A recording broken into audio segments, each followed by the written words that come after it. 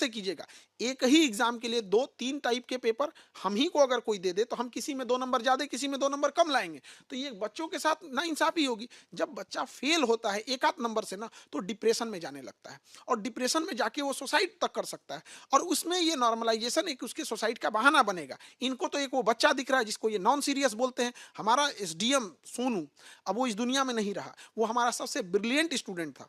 जब उसका 20,000 बच्चों में टेस्ट होता था ना, तो 250-300 रैंक पर आता था। वो अगर बीपीएससी होता एग्जाम वहाँ पे, तो टॉपर स्टूडेंट्स में उसकी नंबर आती। बट डिप्रेशन के चक्कर में, ऐसे चक्कर में वो सुसाइड कर दिया। उसकी केवल 2 बहनें हैं और ये आयु। सोनू के घर मुझे पता चला कि आप उनके परिवार से मिलने भी गए थे, सोनू के घर।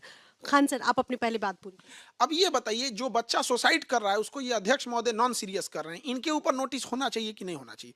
हमने जो बातें समाज में चल रही है, जो मीडिया से हमें पता चल रही है, उसी चीज को हमने उजागर किया कि ऐसी खबरें हैं कि करोड़ों रुपए में सीटें बेची जा रही हैं, इसे क्लियर कीजिए। और अगर ऐसी नहीं है तो हमको नार्को टेस्ट कराया जाए। हम गलती किए तो हमें सबके सामने फांसी चढ़ा दिया जाए। लेकिन उस नार्को टेस्ट में मेरे बाद अध्यक्ष बैठेंगे, उसके बाद सचिव बैठेंगे।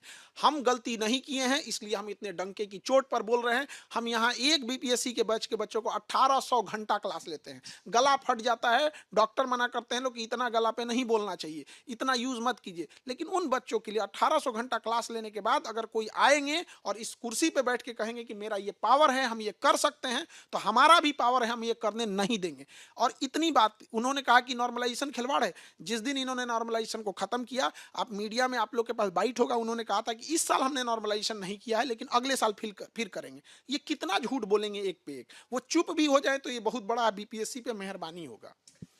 आपने हाई कोर्ट का दरवाजा खटखटाया है और आप कह रहे हैं कि अगर जरूरत पड़ी तो हम सुप्रीम कोर्ट तक जाएंगे। हम ये बात बोले सुप्रीम कोर्ट में जाने के लिए, लेकिन हम सुप्रीम कोर्ट के जब वकील लोगों से डिस्कस किए तो उन्होंने कहा कि you can not bypass the hierarchy of high court. अब चूंकि परीक्षा खत्म होने के 2 दिन बाद, 13 तारीख को परीक्षा खत्म होती है, 14 को संडे हो जाता है, उसको रुक के हम 16 तारीख को हाई कोर्ट में पिटीशन डाल दिए। अब तो सुप्रीम कोर्ट के लोगों का कहना है कि आप हाई कोर्ट में जब तक आपकी सुनवाई नहीं हो जाती है तब तक आप सुप्रीम कोर्ट में मत आइए।